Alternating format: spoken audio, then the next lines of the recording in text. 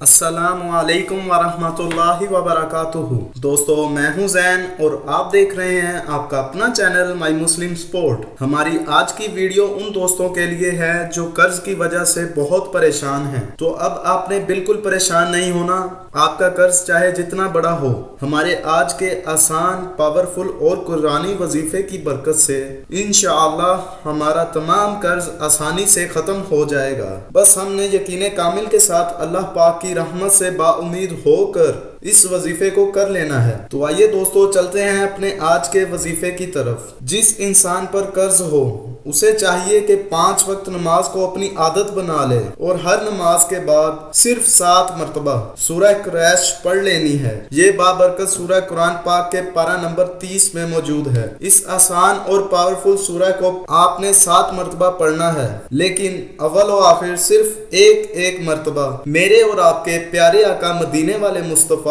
सल्लल्लाहु अलैहि वसल्लम पर दुरूद पाक भी पढ़ना है। इसके बाद हमने अल्लाह पाक से अपने कर्ज की दुआ करनी है। इंशाअल्लाह कुछ ही दिनों में वजीफे की बरकत दिखने लगेंगी। तो दोस्तों, ये था हमारा आज का आसान और पावरफुल वजीफा। उम्मीद करते हैं आपको पसंद आया होगा। अगर वाकई ही पसंद आया है तो प्लीज हमारी वीडियो को लाइक करें, शेयर करें। आज के लिए इतना ही। अगली वीडियो तक के लिए इजाजत चाहते हैं। अल्लाह हाफिज।